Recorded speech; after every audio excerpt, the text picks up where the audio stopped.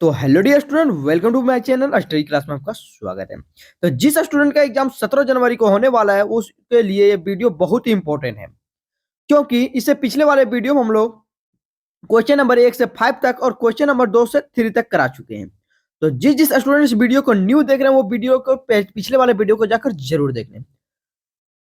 पिछले वाले वीडियो का लिंक हम लोग प्ले लिस्ट में बना दिए हैं, वो प्ले लिस्ट में जाकर पिछले वाले वीडियो को जरूर देख लें। इस वीडियो में बताने वाले हैं कि 2024 से 28 वाला पेपर है जो कि जिसका सेमेस्टर 2 है। ठीक है, सेमेस्टर 2 यानी मेजर पेपर। क्या है? Major paper. मेजर पेपर यानी जियोग्राफी का क्वेश्चन है। यह क्या है? जियोग्राफी का क्वेश्चन है। तो इससे पिछले वाले वीडियो में हम लोग क्वेश्चन नंबर 1 से क्वेश्चन नंबर 3 तक हम लोग कर चुके थे। ठीक है, जो कि उस पिछले वाले वीडियो में क्वेश्चन नंबर 1 से 5 में 1 नंबर वाला था, जबकि क्वेश्चन नंबर 2 और 3 में हमारा 5 नंबर वाला आंसर था। ठीक है, आज के इस वीडियो में हम लोग क्वेश्चन नंबर 4, 5 और 6 की बात करने वाले हैं, जो कि हर क्वेश्चन हमें हमारा 15 अंक का रहेगा। कितने का रहेगा? 15 अंक का रहेगा। ठीक है, तो चलिए वीडियो को ज्यादा लंबा नहीं करते हैं। जिस जिस स्टूडेंट इस चैनल को न्यू देख रहे हैं वो चैनल को सब्सक्राइब कर दें, और ताकि हर वीडियो आपके पास पहुंच सके। तो चलिए हम लोग क्वेश्चन को देखते हैं। तो क्वेश्चन है हमारा चौथा कि मानक भूगर्भिक समय मापनी के बारे में वर्णन करें। क्वेश्चन चौथा है हमारा मानक भूगर्भिक समय मापनी के बारे में वर्णन करना है। जबकि पांचवा क्वेश्चन है हमारा पृथ्वी के सतह के ऊपर पटल विरूपण के अंतर्गत वलन एवं भ्रंश की व्याख्या के आरेखों के साथ वर्णन करना है। छठा है हमारा अपक्षय क्या है और ऋतु क्षय क्या है, इसके विभिन्न अपक्षयों के प्रकार का वर्णन करना है। ठीक है, तो ये क्वेश्चन नंबर 4, 5 और 6 को हम लोग इस वीडियो में देखने वाले हैं। तो चलिए क्वेश्चन देखने, अब हम लोग आंसर देखते हैं। तो ये रहा क्वेश्चन नंबर चौथा का हमारा आंसर। क्वेश्चन नंबर चौथा था हमारा कि मानक भूगर्भिक समय मापने के बारे में एक वर्णन करना था। तो चलिए हम लोग आंसर को देखते हैं। मानक भूगर्भिक समय मापनी, ठीक है, यानी स्टैंडर्ड ग्लेकोजिक टाइम स्केल, यानी पृथ्वी के 4.5 अरब वर्षों इतिहास के व्यवस्थित करने वाली एक अंतरराष्ट्रीय प्रणाली है। क्या है? एक अंतरराष्ट्रीय प्रणाली है जो कि पृथ्वी पर हुई प्रमुख भूवैज्ञानिक और जैविक घटनाओं को महाकल्प यानी इनो, कल्प यानी अर, युग यानी पीरियड और काल यानी एपोच जैसी इकाइयों को बांटती है। ठीक है, जिससे संक्षेप और निरपेक्ष यानी रेडियोमेट्रिक डेंटिक तरीकों से निर्धारित किया जाता है, जिससे चट्टानों को जीवाश्म के क्रम में और आयु का पता चल पाता है। इनके मुख्य बिंदु की बात करें हम लोग, इनके मुख्य प्रमुख बिंदु है। पहला है हमारा संरचना। क्या है? पहला संरचना। ठीक है, यह एक पदानुक्रमित यानी हेरियलचिकल प्रणाली है। ठीक है, जिसमें सबसे बड़ा खंड महाकल्प यानी ईनो है। जिसमें क्या है? सबसे बड़ा महाखंड यूनो है। जैसे फेनोरोजोइक जो कि कल्पों यानी अर्थ जैसे सेनोजोइक में विभाजित हुई है। फिर युगों यानी पीरियड्स और कालों को एपोच में सबसे नीचे सबसे नया और ऊपर में सबसे पुराना होता है। दूसरा है हमारा आधार। दूसरा क्या है? हमारा आधार है। इसकी न्यू संक्षेप डेंटिंग यानी रिलेटिव डेंटिंग से पड़ी है, जो चट्टानों को क्रम में बताती है। लेकिन बाद में रेडियोमेट्रिक डेंटिंग यानी रेडियोमेट्रिक डेंटिंग ने सटीक संख्यात्मक आयु जैसे मिलियन वर्ष पहले प्रदान की, जिससे वह अधिक सटीक हो गया। चलिए अब हम लोग आगे देखते हैं। अगला है हमारा प्रमुख विभाजन। अगला क्या है? हमारा प्रमुख विभाजन, जिसमें 2 पॉइंट है हमारा। पहला है महाकल्प यानी इनोन यानी प्रीकैम्ब्रियन यानी पृथ्वी के जन्म से जीवन का उदय तक, और फेनोरजोइक आज तक। ठीक है, दूसरा है हमारा कल्प यानी पेलियोजोइक प्राचीन जीवन, मेसोजोइक मध्य जीवन यानी डायनासोर, और सेनोजोइक यानी न्यूनतम जीवन यानी हम जिस युग में है। पहला क्या है हमारा? पेलियोजोइक जो प्राचीन जीवन में था। दूसरा है हमारा मेसोजोइक जो कि जीवन के मध्य में यानी डायनासोर जिस समय थे। तीसरा है हमारा सेनोजोइक यानी न्यूनतम जो कि हम लोग अभी कलयुग में है। ठीक है, इनकी महत्व है हमारा पृथ्वी के इतिहास की घटनाओं जैसे जीवन का उद्भव, बड़े विलुप्त होने को मानक समय रेखा पर रखते मदद करता है, जिससे वैज्ञानिक पूरे ग्रह को इतिहास के समझते हैं। ठीक है, दूसरा है हमारा इकाइयां यानी समय को अक्सर मिलियन वर्ष पहले, अरब वर्ष पहले, हजार वर्ष पहले में मापा जाता है। संक्षेप रूप में बात करें इसकी तो संक्षेप में पृथ्वी के इतिहास का एक विशाल चार्ट है जो हमें बताता है कि कब क्या हुआ, या वह चट्टान कब बना, या जीवों का विकास कब हुआ। यही है हमारा भूगर्भिक मापन। तो हम लोग क्वेश्चन नंबर चौथा को देख लिया, अब हम लोग क्वेश्चन नंबर पांचवा को देखते हैं। तो ये रहा हमारा पांचवा क्वेश्चन का आंसर। चलिए पांचवा क्वेश्चन क्या था एक बार और देख लेते हैं। पांचवा क्वेश्चन था हमारा पृथ्वी सतह के ऊपर पटल विरूपण के अंतर्गत वलन एवं भ्रमंश की व्याख्या आरेखों के साथ करना था। ठीक है, तो चलिए हम लोग देखते हैं।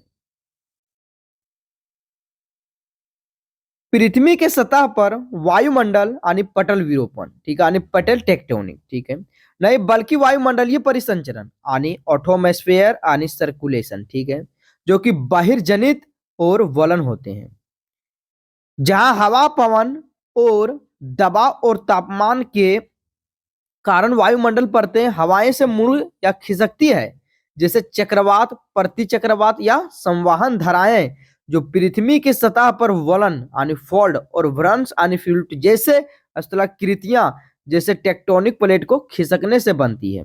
ठीक है, इन प्रक्रियाओं को रेखा चित्र यानी ड्राइमर्स द्वारा बेहतर समझा जा सका, जिसमें हवा का बहाव, दबाव और चट्टानों पर पड़ने वाले बल हैं स्पीडन या तनाव को दर्शाया जाता है।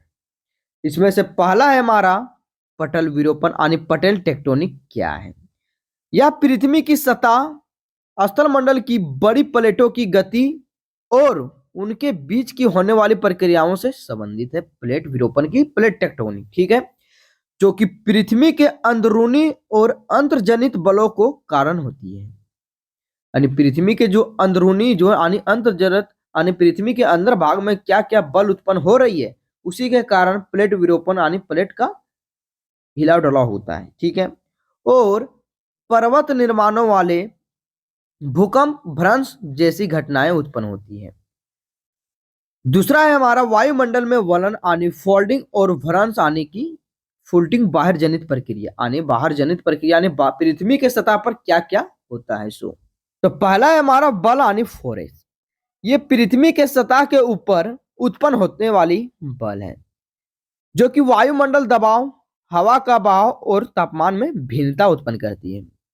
जबकि दूसरा है हमारा वल यानी फोल्डिंग, वलन यानी फोल्डिंग, ठीक है, जब हवाएं दबाव चट्टानों के परतों या वायु के परतों पर एक ही दिशा में पड़ते हैं वह मुड़ जाती है, जैसे हिमालय पर्वत का वलन का उदाहरण। जैसे हालांकि हिमालय अंतर्जनित और वायुमंडलीय परतें से जुड़ती है, मुड़ती है। ठीक है, तीसरा है हमारा भ्रंश यानी फ्लोटिंग, जब चट्टानों की दरारें आती है और वे खिसक जाती हैं तो यह भ्रमंश कहलाता है।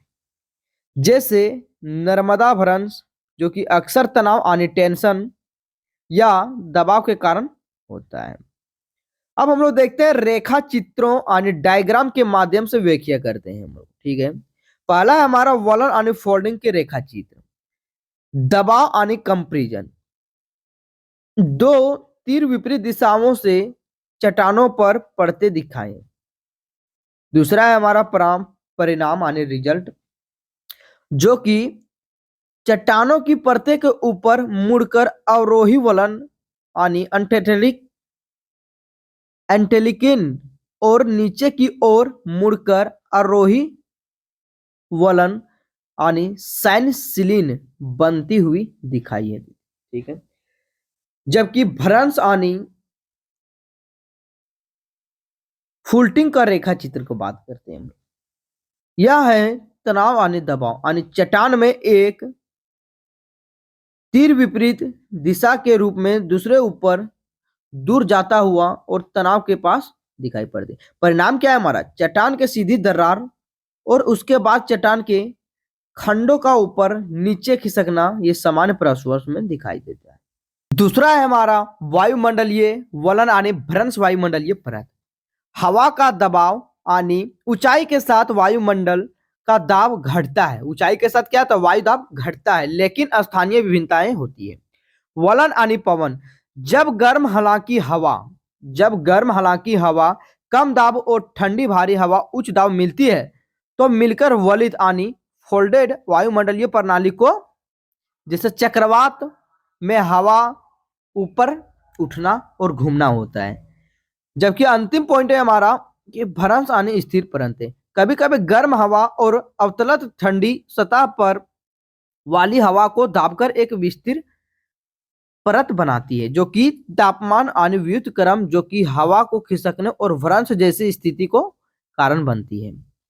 मुख्य अंतरे की बात करें यानी समरी की बात करें तो हमारा पटल विरूपण, दूसरा है हमारा वायुमंडलीय वलनचन। ठीक है, पटल विरूपण में पृथ्वी के अंदरूनी बलों यानी अंतर्जनित प्लेटों का हिलना डुलना होता है। ठीक है, जबकि लास्ट और अंतिम पॉइंट है हमारा वायुमंडलीय वलन यानी बाहरी कारकों यानी बाहर जनित हवा दबाव और वायुमंडलीय के और सतह पर चट्टानों का मुड़ना या खिसकना होता है। तो ये रहा क्वेश्चन नंबर 5 का आंसर। अब हम लोग क्वेश्चन नंबर 6 को देखते हैं।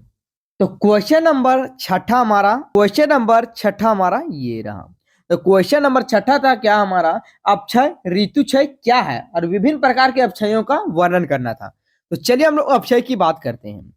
अपक्षय एक भूवैज्ञानिक प्रक्रिया है जिससे चट्टानें छोटे छोटे टुकड़ों में टूट जाती है। अपक्षय क्या है, भूवैज्ञानिक प्रक्रिया है जिसमें चट्टानें छोटे छोटे टुकड़ों में टूट जाती है। अपक्षय 3 प्रकार के होते हैं। पहला होता है हमारा भौतिक, रासायनिक और जैविक। भौतिक, रासायनिक और जैविक। भौतिक अपक्षय में तापमान और हवा और पानी के दबाव में परिवर्तन के कारण चट्टानों का आंतरिक विखंडन को कहते हैं। ठीक है, तो अपक्षय को देख लिए हम लोग। अब देखते हैं ऋतुक्षय को।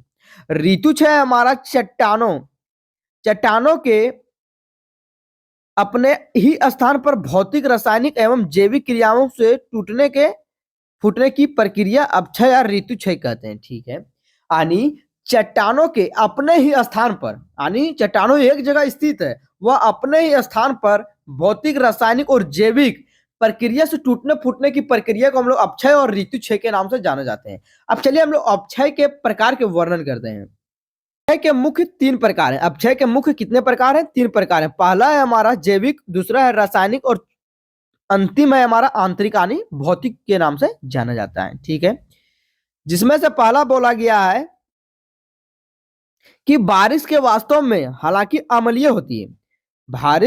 बारिश के वास्तव में हालांकि अम्लीय होती है, इसलिए धीरे धीरे चट्टानों का नष्ट होकर देती है। यह रासायनिक अपक्षय का कारण है। ठीक है, रासायनिक चट्टानों का कारण है। दूसरा हमारा पेड़ पौधे जीव जंतुओं के चट्टानों से अपरदित करते हैं, यह हमारा जैविक यानी जैविक अपक्षय का उदाहरण है। आंतरिक जो कि चट्टान अपने में टूट जाता है, वही हमारा आंतरिक का है। तो यह रहा क्वेश्चन नंबर 6 का आंसर।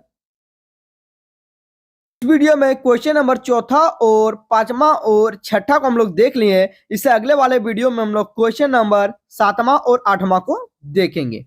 तो चलिए, जिस स्टूडेंट इस वीडियो को नहीं देख रहे हैं वो ज्यादा शेयर कर दें, और जिस भी स्टूडेंट इस वीडियो को फुल वॉच नहीं किए हैं उसका 17 जनवरी वाला पेपर का क्वेश्चन छूट सकता है। ठीक है, ताकि आपका क्वेश्चन में कोई कमी नहीं हो तो वीडियो को फुल वॉच करके जाए।